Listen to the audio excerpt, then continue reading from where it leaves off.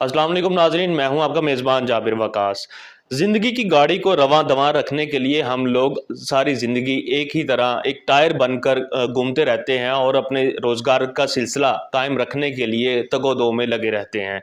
इसी तगो-दो में लगे रहने वाले ये अल्ताफ़ मेरे साथ मौजूद हैं, जो कि एक निजी कंपनी जो कि फ़ूड प्रोवाइड करती है, उनके राइडर्स जो हैं वो फ़ूड प्रोवाइड करते हैं, यानी फ़ूड पार्टनर की मैं बात कर रहा हूँ। ये उसके साथ मुंसलिक थे और इसी हवाले से ये एक जगह पर अपना ऑर्डर जो है वो डिलीवर करने गए थे। लेकिन वहाँ पे उनके साथ ये अलमनाक वाक़या पेश आया है कि जिसे सुनकर जो है वो दुःख भी होता है, रोंगटे भी खड़े होते हैं और ये सोचता है इंसान कि अदम बर्दाश्त का रवैया और बदमाशी जो है वो हमारे मुआशरे में इतनी ज़्यादा रच बस गई है कि जिसका कोई हिसाब नहीं रखा जा सकता। और जो क्या वाक़या वहाँ पेश आया, क्यों ये ज़ख्मी हुए और इस वक़्त ये बेड के ऊपर किस तरह हैं, ये इनसे जानते हैं। अल्ताफ़, सबसे पहले तो मुझे ये बताएँ कि आपकी इस वक़्त हालत क्या है? ठीक-ठाक है या क्या सूरत-ए-हाल है? हालत अभी बेहतर है, लेकिन ये है कि अभी ट्रीटमेंट चल रहा है। अच्छा, गोली हुआ क्या? ये ज़रा देखने वालों को बताएँ कि ये वाक़या कब पेश आया, कैसे पेश आया? कि मैं उधर जॉ टाउन में ही खड़ा था, शौकत खानम वाली साइड पे।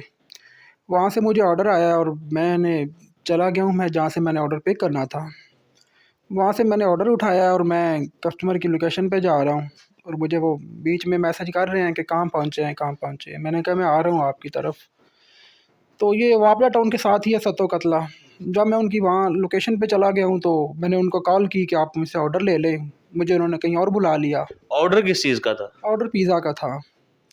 पिज़्ज़ा और कोई बोतलें वगैरह थी। टोटल ऑर्डर कितनी अमाउंट का था? 1000 रुपये का था। ₹1000। हाँ जी। तो जब मैं चला गया हूँ और उन्होंने मुझे आगे बुलाया है। 2 लड़के आए हैं, मैंने उन्हें उनको खाना दे दिया है और उन्होंने कहा कितना बिल हो गया? मैंने बताया इतना बिल हो गया। कह रहे हैं बिल नहीं है, आप चले जाओ यहाँ से। मैंने कहा सर आप मुझे काइंडली फिर खाना वापस कर दें ताकि मैं कंपनी को जमा करवा दूँ, ये मेरे खाते में पड़ जाएगा। बस अभी उसकी और मेरी यही बात चल रही थी कि 2 बंदे और आए हैं पीछे से। उनमें से एक मौज़म खोखर था जिसके नाम से ऑर्डर था। उसने कोई बात नहीं की, सिर्फ़ यही पूछा कि क्या मसला है और 10 फुट की दूरी से जो है ना सीधा फायर मार दिया मुझे। ठीक है। और मैं गिर गया हूँ और फिर ऊपर आके खड़ा हो गया और पिस्टल लेके और बोला कि अभी उठो और यहाँ से भागो। तो मैंने जैसे भी है मैंने वैसे ज़ख्मी हालत में मैंने कोशिश की उठने की और मैंने बाइक जो है ना वैसे ही पैदल ही मैंने भगा ली। और पीछे से उसने 1-2 फायर किए हैं, उसने सीधा किए हैं या हवाई किए हैं ये नहीं पता। आगे चौक में जाके मैं गिरा हूँ, वहाँ पे कुछ हजूम था बंदों का, उनसे बात की कि मुझे गोली लग गई है, आप मेरी कोई हेल्प कर दें। उन्होंने कहा हम आपकी कोई हेल्प नहीं कर सकते, आप यहाँ से आगे चले जाएँ कहीं। मतलब आप ये कह रहे हैं कि वहाँ से हटने के बाद जिस जगह आप पहुँचे हैं, वहाँ पे कुछ लोग खड़े थे, वो अपना कोई भी एक्टिविटी कर रहे थे, आपने उन्हें कहा कि मुझे जो है वो आप कहीं रेस्क्यू करवा दें, तो उन्होंने आपकी जी। मदद करने से इनकार कर दिया। हाँ जी, इनकार कर दिया। उन्होंने कहा यहाँ से आप कहीं और चले जाओ, आगे चले जाओ। ये कितने लोग थे वो वहाँ पे खड़े थे? मतलब हैरान हूँ मैं वो कि इंसानियत है ही नहीं है उनमें।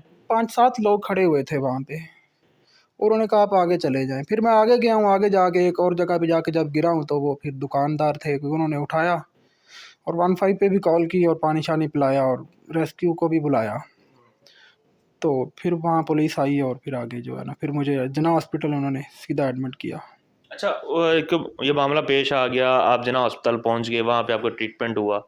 इस दौरान जो कार्रवाई हुई उन मुल्ज़िमान के खिलाफ़ पुलिस की जानिब से, वो क्या थी? उससे कितना सैटिस्फाइड हैं?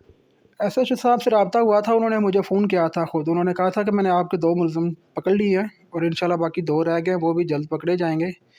लेकिन अब वो जो इन्वेस्टिगेशन वाले हैं, वो कोई रिस्पॉन्स नहीं दे रहे हैं। तो जो 2 पकड़े गए हैं, वो मरकज़ी मुल्ज़िम है, वो कौन है? वो बंदे जिन्होंने मुझसे खाना लिया था, वो दोनों वो थे। और जो मेन मुल्ज़िम है जिसने फायर मुझे मारा है मौज़म, वो नहीं पकड़ा गया अभी तक। अच्छा, तो जो मरकज़ी मुल्ज़िम है, वो नहीं पकड़ा गया अभी। जी, जी। ठीक है। तो उस दौरान जो है वो आप 1 दिन रहे हैं, 2 दिन रहे हैं, कितने दिन अस्पताल रहे? एक दिन ही रहा, उन्होंने डिस्चार्ज कर दिया था। उन्होंने कहा कि ये गोली तो निकलनी नहीं है, आपका ऑपरेट होना नहीं है, तो आप ऐसे ही रेगुलर बाहर से पट्टी करवाते रहे और दवाई खाते रहें।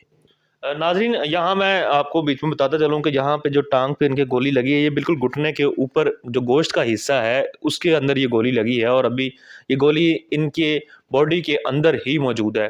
अमूमी तौर पे कई ऐसी जगह होती हैं जहाँ पे गोली अंदर की बजाय बाहर निकालना ज़्यादा ख़तरनाक साबित होता है, इसलिए अमूमी तौर पे डॉक्टर्स ये सजेस्ट करते हैं कि गोली जो है वो अंदर ही रहे। तो बहरहाल वो इन्फेक्शन है, ज़ख़म है, उसकी वजह से जो है वो पट्टी की हुई है, 8 दिन हुए हैं ये अपने घर में मौजूद है।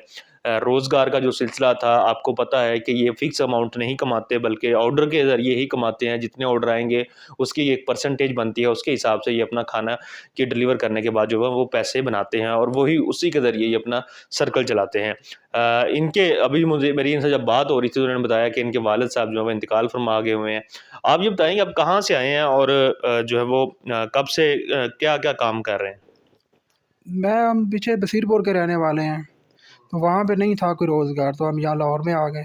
और मैं किसी पहले रेस्टोरेंट पे काम करता था, फिर इस कंपनी में पता चला ज़्यादा पैसे बनते हैं, तो मैं फूड पांडा में काम करने लग गया। ये कितने अरसे से यहाँ पे काम कर रहे थे? इसमें मैं 1.5 साल से काम कर रहा हूँ। और अच्छा गुज़ारा हो रहा था? हाँ जी, बड़ा ज़बरदस्त गुज़ारा हो रहा था। आपके मतलब साथ आपकी वालदा भी रहती हैं हाँ अब जी। अच्छा उनका आप जो है वो केयर कर रहे थे? जी, बिल्कुल। शादीशुदा हैं? नहीं, नहीं, शादीशुदा। अभी शादीशुदा नहीं है। तो क्या हुकूमत से क्या अपील करना चाहेंगे, अदारों से क्या अपील करना चाहेंगे इस हवाले से? यही है कि जो मुल्ज़िम है उनको सख्त से सख्त सज़ा दी जाए और मुझे इंसाफ़ दिया जाए। जी, बिल्कुल इस हवाले से सबसे बड़ी बात ये है कि ऐसे तमाम अफ़राद जो कि बदमाशी करते हैं उनके लिए ज़रूरी है कि प्रोसिक्यूशन का अमल मुकम्मल हो और उनको सज़ा हो। जो सज़ा ना मिलना है, असल में हमारे मुआशरे में, पाकिस्तानी मुआशरे में जो बदमाशी और जुर्म की जड़ है, वो ये बात है। और बतौर क्राइम रिपोर्टर मैं इस बात को बखूबी जानता हूँ कि मोस्टली जो जराइम पेशा अफ़राद हैं, वो ही दोबारा जराइम करते हैं। ज़्यादातर उनमें 80 से 90% जो परसेंटेज है, वो उन्हीं लोगों की होती है, जो पहले ही रिकॉर्ड याफ़्ता होल्डर होते हैं। और फिर वो आहिस्ता-आहिस्ता छोटे से बड़ा जुर्म करते जाते हैं। इवन ये कि जैसे मैं आपको बताऊँ साथ में कि जिस तरह इनके साथ ये भी एक डकैती थी कि आप जो है वो किसी से कोई चीज़ मँगवाते हैं, वो कब्ज़े में लेते हैं और फिर उसके बाद आप उसकी मालियत देने से भी इनकारी हैं और अगले को ज़ख्मी कर देते हैं। ये गोली इनके अल्लाह माफ़ करे कहीं और भी लग सकती थी। इसके ये जब वापस आ रहे थे उसके पीछे भी हवाई फायरिंग की उन्होंने, तो कहीं और भी अल्लाह माफ़ करे कोई गोली लग सकती थी। और लाहौर शहर में पिछले 11 माह में तकरीबन 28 अफ़राद जो हैं वो जान से हाथ धो बैठे हैं, सिर्फ़ इसी मामले में कि डाकू आते हैं वो छीना-झपटी करते हैं और इस दौरान अगर कोई मुज़ाहमत हो जाती है थोड़ी-सी भी, तो उसके ऊपर फायर खोल दिया जाता है। तो ये तमाम वो लोग होते हैं जो रिकॉर्ड याफ़्ता होल्डर होते हैं, ये वो लोग होते हैं जो छोटा-छोटा जुर्म कर रहे होते हैं और आहिस्ता-आहिस्ता चूँकि जुर्म की सज़ा नहीं मिलती उनको, वो माशरे के बिगड़े हुए शख्स जो हैं तो वो दोबारा से जो वो सही शख्स के तौर पे दोबारा माशरे में वापस नहीं आते कारामद के तौर पे, बल्कि वो दोबारा से एक बड़े बदमाश के तौर पे सामने आते हैं, बड़े जुर्म याफ़्ता शख्स के तौर पे सामने आते हैं और फिर उसके बाद वो लोगों को जो है वो थ्रेट भी करते हैं, उनकी जान और माल का ख़तरे का बाइस भी बनते हैं। और यही वजह है कि आज जो है वो मौज़म खोकर नामी ये जो बदमाश शख्स है, उसकी वजह से अल्ताफ़ जो है वो अपने घर में मौजूद है 8 दिन से और इनका और कोई जो है वो सिलसिला रोज़गार नहीं है, किराए के मकान पर बैठे हैं। ख़ास तौर पे वो मुख़य्यर हज़रात जो इस वीडियो को देख रहे हैं, उनसे गुज़ारिश है कि अगर वो इनकी मदद करना चाहे तो वो राब्ता कर सकते हैं, नीचे कमेंट्स कर सकते हैं, मैं उनमें आपको जो है वो डिटेल फ़राहम कर सकता हूँ, ताकि इनकी भी मदद हो सके।